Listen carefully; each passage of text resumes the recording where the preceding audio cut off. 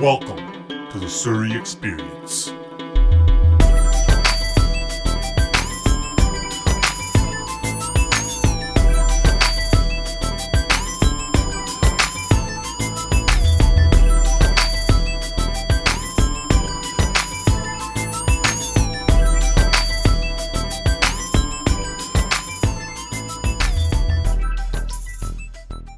Welcome to episode 16 of the Surrey Experience.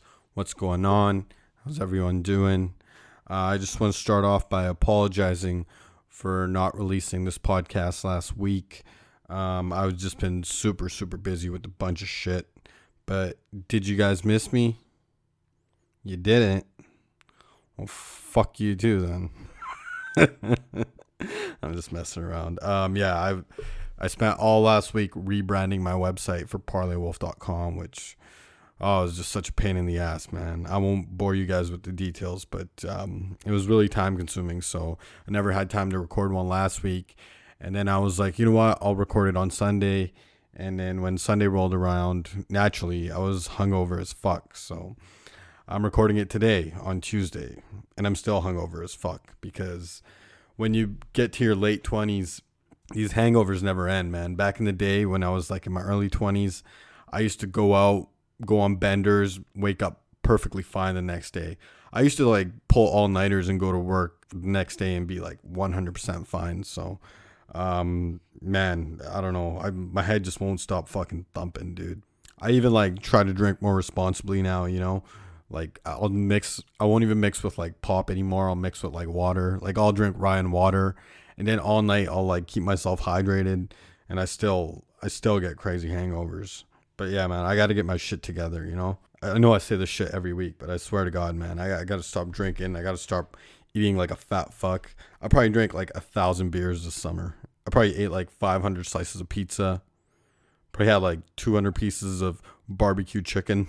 I wonder if barbecue chicken's actually bad for you. It tastes too good to be healthy, but I don't know. I'm going to start working out hard though. I'm just so bored of like lifting weights, you know, going to the gym and lifting weights. I want to start like doing some other activity, something more manlier than like going to yoga or something, you know, like jujitsu or kickboxing, something like that. I know yoga is a crazy workout and everything, but I just can't go to a yoga class because if my friends found out I went to yoga, they would never stop heckling me. Like even my fat friends would heckle me. So if this podcast is a little too slow motion, you guys just got to bear with me because I'm just super hungover. This hangover is the worst too because it was one of those hangovers that wasn't even worth it. You know what I mean? Like I went out Saturday night and it was like the shittiest night ever, right? So like Saturday rolls around and I finally have some free time. So I roll up a pretty nice joint and I smoke the thing, right? And then my buddy calls me and he's all like, "What up, bro? It's fucking Saturday. Let's go have some beers," right? And I'm like, all right, cool. You know, let's do it. I could use a fucking beer right now. So buddy picks me up and we start cruising. And next thing you know, we're driving past the Alex Fraser Bridge. And we never leave Surrey, like ever, unless it's like a must, right? So I'm almost like, dude, where the fuck you taking us? And he's all like, "Oh, I thought it'd be a good idea if we had a couple beers at the strip club, bro." I was like, dude, what the fuck? I never agreed to that. You can't just take me to a fucking strip club, right? It's like 5 p.m. and it's like daylight outside and I'm like ripped out of my mind. I was like, dude, fuck that. I'm not going to a strip club. And he's all like, "Come on, bro, please. I haven't gone to a strip club in fucking forever, bro." It's like, dude, you're not supposed to go to strip clubs, you fucking jack. I swear to God, man, I hang out with the biggest fucking morons ever. Anyone that knows me knows I hate strip clubs. Don't get me wrong. I appreciate a nice rack as much as the next guy, but something about strip clubs just creep me the fuck out, you know? Every time I go to a strip club, I just want to like go home and take a shower after. But usually I'm drunk, so it's not a big deal. But this time I was stoned out of my mind, and it was like one of the most awkward experiences of my life. Because when I'm high, I'm like antisocial as fuck. I don't want to go anywhere. I don't want to talk to anyone. I just want to be at home, like under my blankie, you know?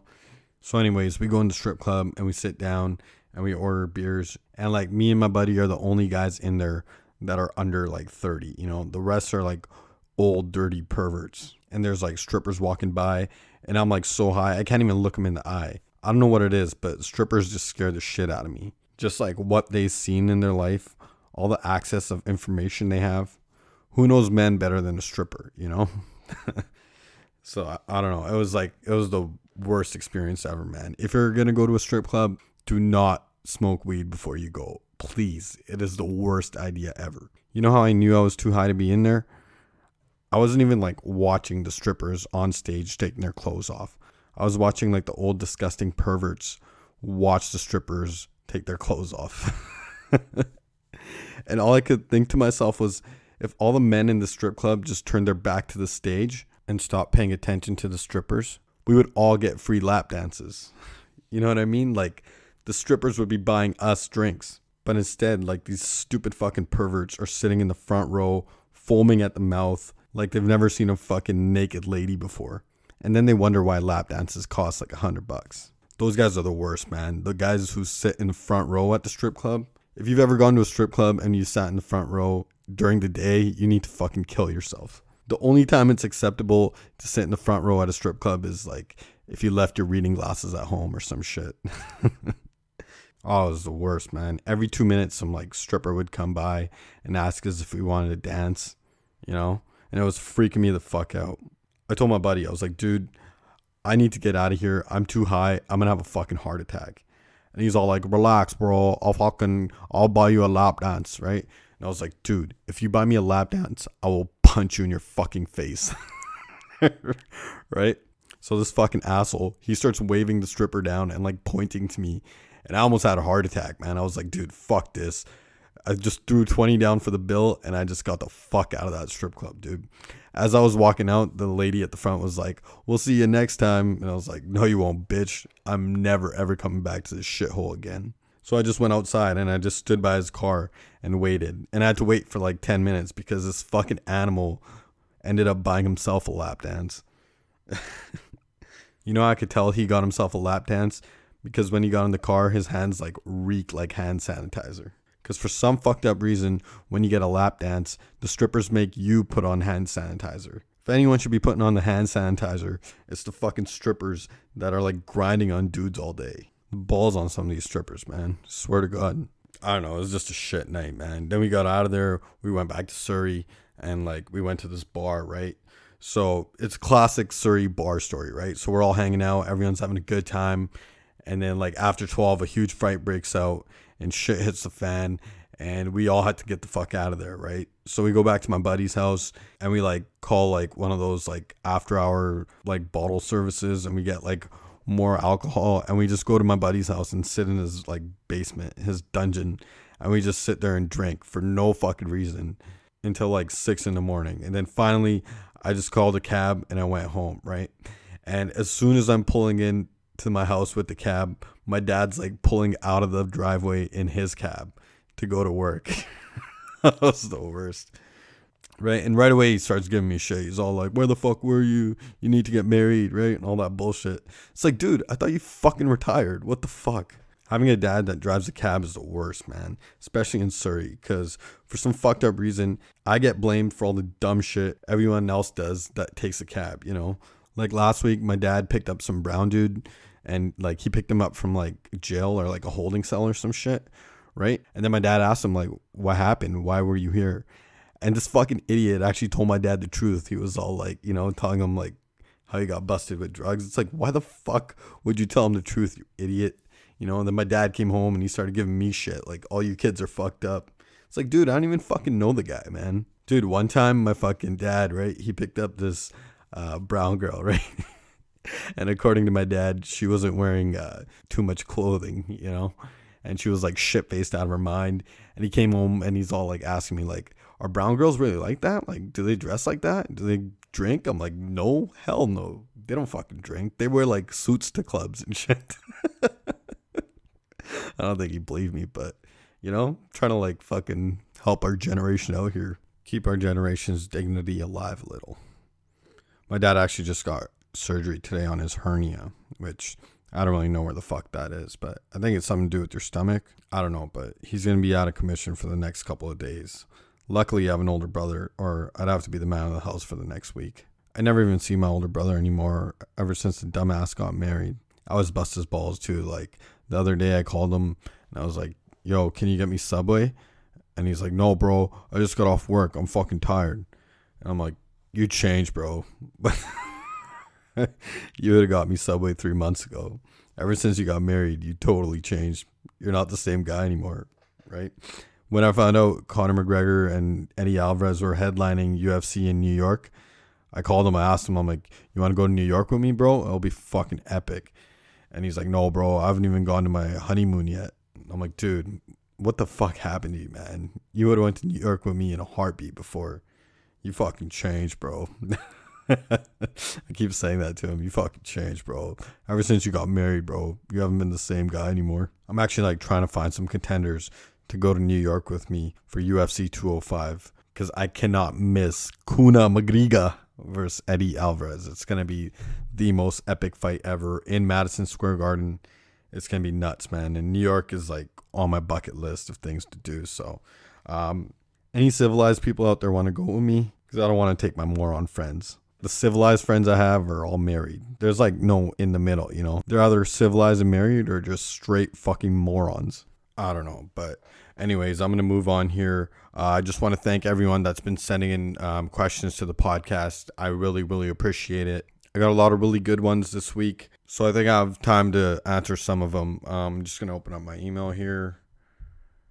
All right. So the first one is... it says hairy girlfriend in the subject. Okay. I'm in quite a hairy situation. I need your help. I've met the woman of my dreams. She's smart, beautiful, and traditional. She's a really good girl and doesn't drink or go out. And she doesn't get pissed off whenever I'm hanging out with the fellas. The problem is she doesn't properly groom her nether regions. I think it's probably because she's originally from India and only moved here when she was 14 years old.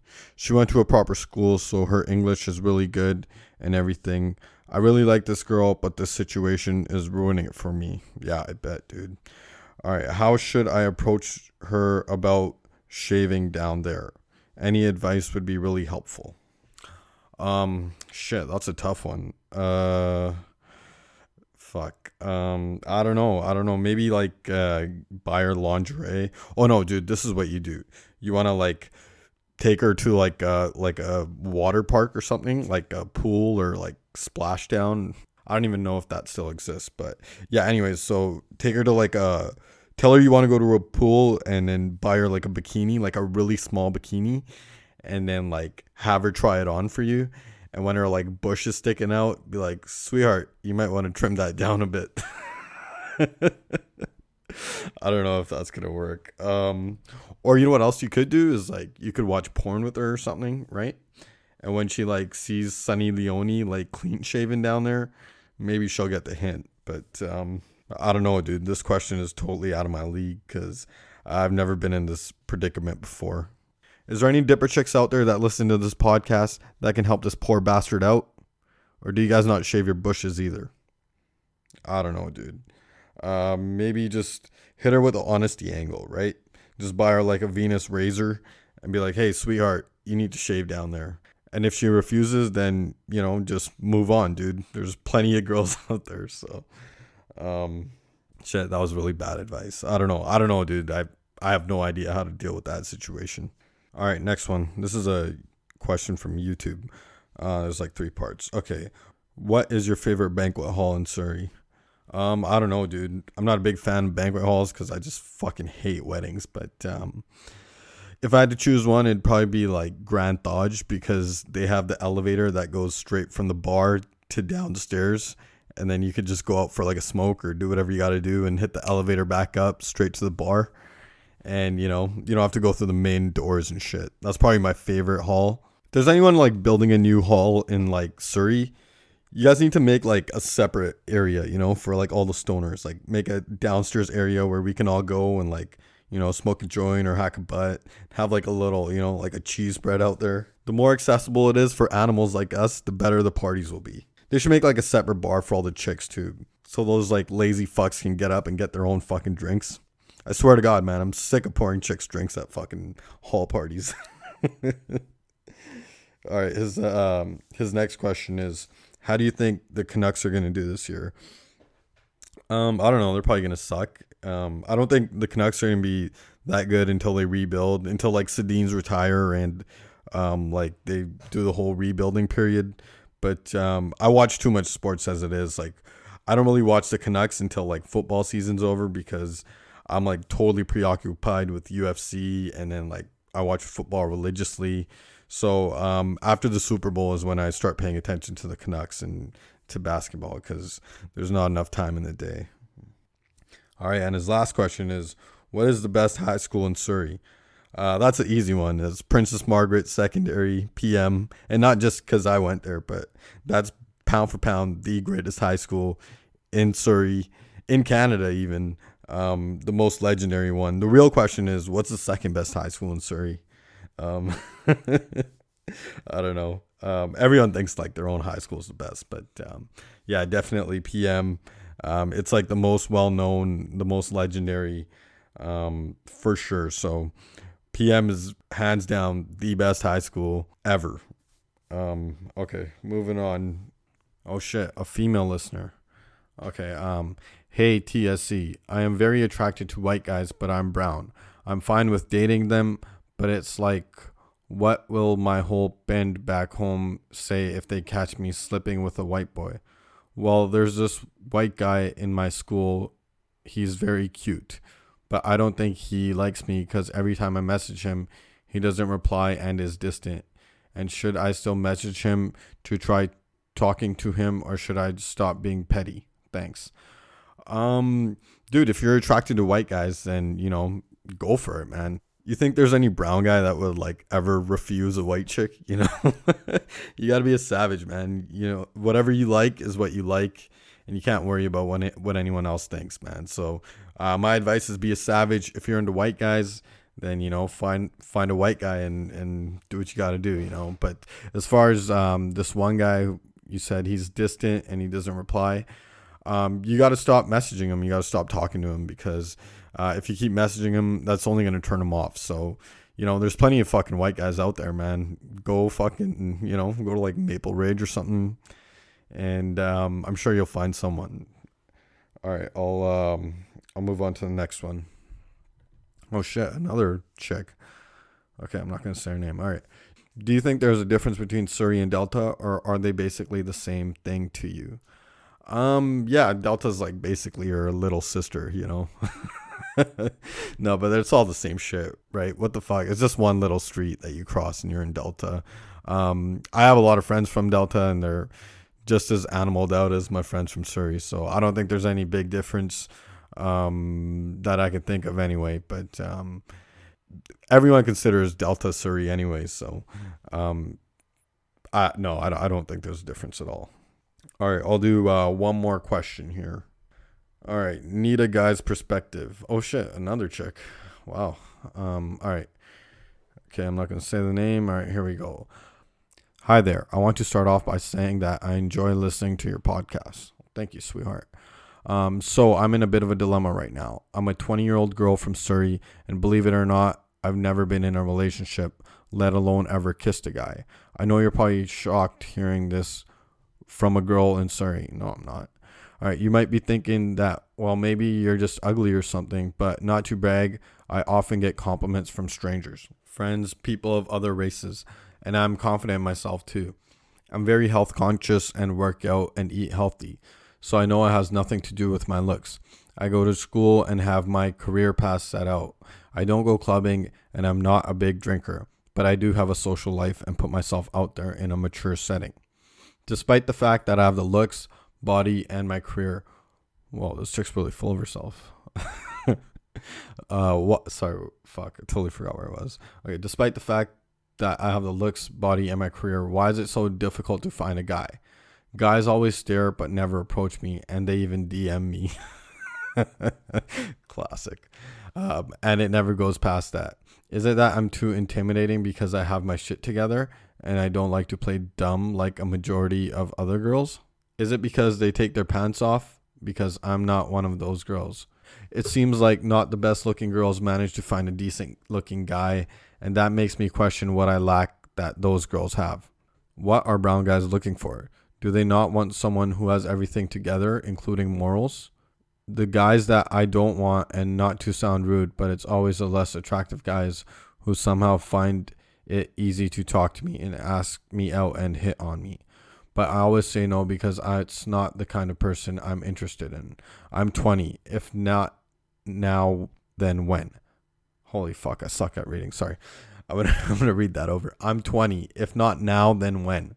I don't want to be like one of those 30-year-old aunties on Shadi.com. That's funny.